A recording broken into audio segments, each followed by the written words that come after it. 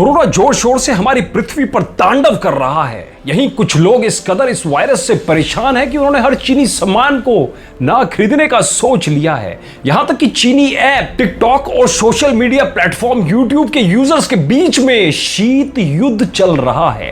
यह मतभेद, वाद विवाद तो अपने चरम सोचने की शक्ति का प्रतिफल है। पर यहां गौर करने वाली बात है भाषा शक्ति का प्रयोग। भाषा शक्ति यानी आप क्या बोलते हैं। लोग अभद्र भाषा के प्रयोग से अपने आप को लोकप्रिय समझने लगे हैं क्योंकि उनका वीडियो जो पॉपुलर हो गया है। कुछ को टिकटॉक पे ज्यादा व्यूज मिल रहे हैं, उनको ज्यादा लोग फॉलोवर कर रहे हैं और कुछ को यूट्यूब पे ज्यादा सब्सक्राइबर जो मिल गए हैं। हम इंसानों को अपना मजाक बनते देखकर बहुत गुस्सा आता है। मन करता है कि मजाक बनाने वाले को किस तरह चुप करा दे, उसकी बोलती बंद कर दे। पर जब अपने पे पड़ती है तो बुरा लगता है। पर वहीं जब दूसरे का मजाक बनाने का मौका मिलता है या किसी दूसरे का मजाक बनते हुए हम दर्शक बन देखते हैं तो क्या मजा आता है ना सच? सोचिए, एक टिकटॉकर यूट्यूबर का मजाक उड़ाता है या फिर कहें कि एक यूट्यूबर एक टिकटॉकर का मजाक बनाता है। अभद्र एब्यूसिव लैंग्वेज, ना बोलने और ना सुनने वाली भाषा का प्रयोग करता है। पर उसके वीडियो को पहले से चौगुने लाइक्स मिलते हैं। उसके अकाउंट के फॉलोवर या कहें सब्सक्राइबर महज कुछ दिनों में 2 गुने हो जाते हैं। जरा रुकिए और ध्यान से सोचिए, जब अपना मजाक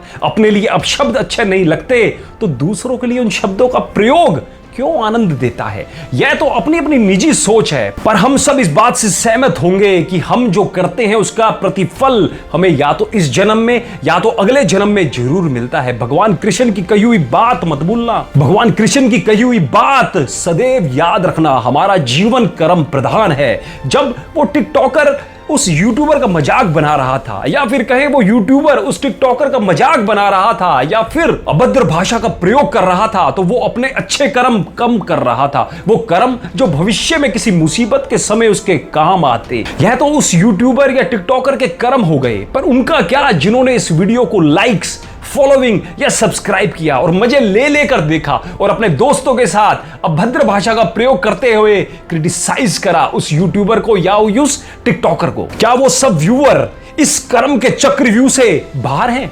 क्या उनके अच्छे कर्म कम नहीं हुए? हम जैसी भाषा बोलते हैं दोस्तों, उनसे वैसी तरंगे निकलती है। शब्द अगर गलत है तो उनकी तरंगे भी तो गलत होगी, नकारात्मक होगी। अगर आपने अच्छा सुना तो आपके अच्छे कर्म बढ़े, पर जब गलत शब्द सुनोगे तो उससे उसी तरह की तरंगे भी नकारात्मक ही निकलेगी। यह भी तो सोचिए कि गलत शब्दों की ऊर्जा कैसी होगी। एक बार तो वो सारी चीजें आपको आनंद देगी, लेकिन बाद में वही आनंद आपका चरित्र बन जाएगा, आपका कैरेक्टर बन जाएगा और फिर वही आदत आप में आ जाएगी और फिर चाह के भी उस आदत को आप कभी छोड़ नहीं पाओगे। और उस ऊर्जा का असर कैसा होगा?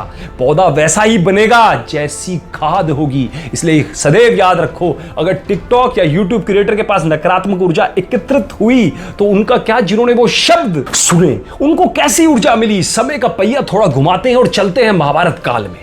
नकुल के दुर्योधन को अंधे का बेटा अंधा कहने पर द्रौपदी हंसी और वो हंसी उसे द्यूत क्रीड़ा में ले आई और उसके अपमान का कारण बनी। बोले हुए शब्द से निकली हुई ऊर्जा हमेशा हमारे पास रहती है। कहते हैं ना, मुंह से बोली और बंदूक से गोली वापस नहीं आती। द्रौपदी की हंसी से दुर्योधन का अपमान हुआ जो द्यूत क्रीड़ा से शुरू होकर महाभारत पर खत्म हुआ। दोस्तों, हमारी बोली बात कहां तक जाएगी हमें खुद पता नहीं होता। यह एक तरह का चेन रिएक्शन है जिसके अंत का पता किसी को नहीं है। अब समय के पहियों को वापस घुमाते हैं और आते हैं कलयुग के शुरुआत की यह छोटी सी कहानी जो हमें कर्म की महत्ता बता देगी।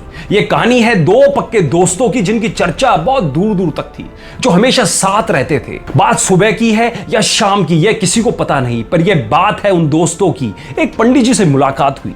वह पंडित जिसने पहले दोस्त को गड़ा हुआ खजाना मिलने की बात कही, दूसरे को अकाल मृत्यु योग बताया। फिर क्या हुआ? बस पहला दोस्त धनवान बनने के विचार से अधर्मी हो गया, लोगों का मजाक बनाने लगा, उन्हें सताने लगा और उन्हें अपशब्द बोलने लगा। वहीं दूसरा दोस्त अत्यंत परोपकारी हो गया। उसने विचार किया कि इस छोटी सी जिंदगी में इतना भला कर जाएं कि लोग उसके बाद उसके किए हुए कर्मों को याद रखें।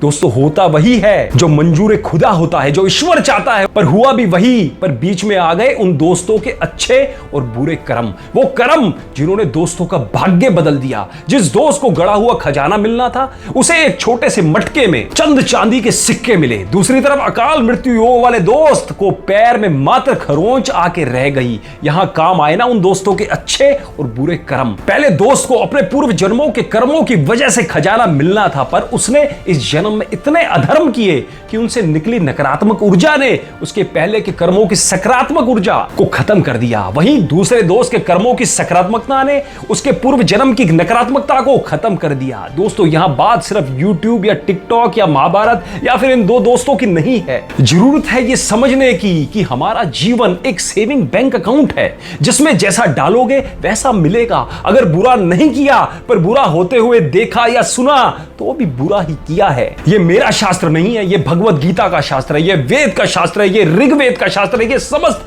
धर्मों का शास्त्र है। तो कोशिश करिए अच्छे कर्म करने की, क्योंकि जो बोओगे वो ही काटोगे। अब मुझे नहीं पता है इस वीडियो को आप किस प्रकार लेते हैं, आपको जैसे लेना है इस वीडियो को उस प्रकार लीजिए। मेरे मन के जो भाव थे, जो आए दिन मैं आजकल सोशल मीडिया पे देख रहा था, तो मैंने आपके सामने प्रस्तुत करे।